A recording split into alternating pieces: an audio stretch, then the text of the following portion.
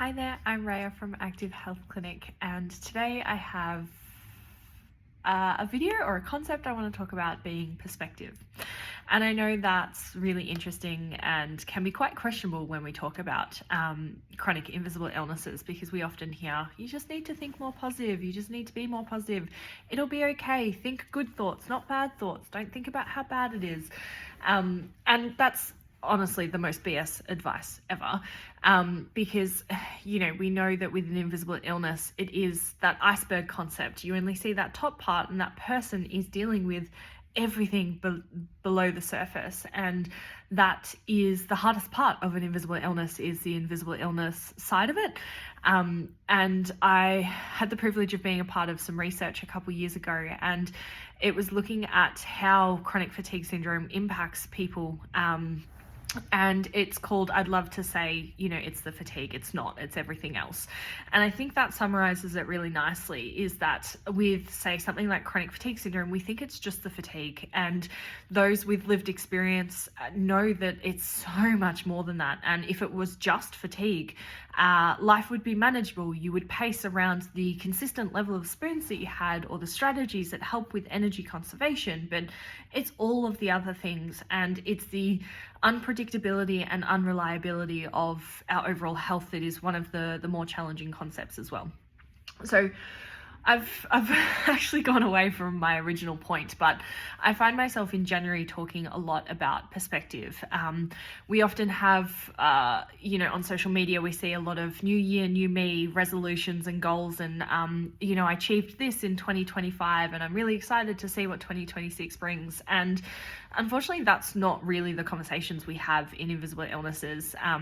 January tends to be a marker of time where it just shows us it's another year that we start unwell or in the same position, or we find it difficult to celebrate what may have been a really challenging year with many flare-ups or setbacks or whatever it might be that can be really difficult to deal with. So one of the things I talk about in January is to remind ourselves of maybe what we did achieve in the previous year, or looking at the year ahead of what we'd like to try and connect more with, or experience less of, or whatever it might be. Is what do we want more of, what do we want less of? Because sometimes our perspective is what we can change, and not in a toxically positive way, but just looking at the idea of, are there wins and successes and achievements that we didn't highlight because other things were going on? Is there, I often tell people that wins are feeling less crappy, or achievements are setbacks that we didn't have, and that's a positive thing, but we don't often see that in that moment. Sometimes progression is experiencing 6 symptoms instead of the 10 it was previously, or not having the flare up to the extent that we previously would have, or that flare up being 3 days instead of 6. So sometimes our wins and progression and achievements are kind of in that neutral negative terminology of what are we not experiencing that we can highlight that is actually a win and achievement. And many years ago, when I was hospitalized for my ME/CFS, there was a little stall a little market stall in the hospital itself, and I purchased this. And this is probably about 15 years old now, and it's one of my prized possessions, and I think it's really cute. But essentially, it's called an exercise block. And step 1 is place the block on the ground. Step 2 is walk around it twice. And step 3 is sit down and relax. And then it says, congratulations, you've just walked around the block twice. And I really held on to that because I couldn't walk around a block. I could walk around this block, but I couldn't walk around a block. And that perspective was really helpful to go, well, what is it that I can do? I can walk around this block, or I can do this and I can do that. Or I can still do this, or I now can do this, comparatively to all of the losses or the things that I couldn't do or can't do.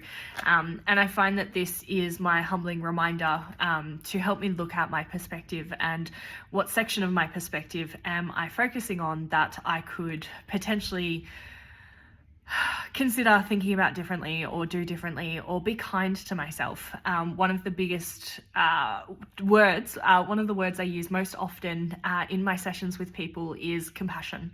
How can we find more compassion for ourselves?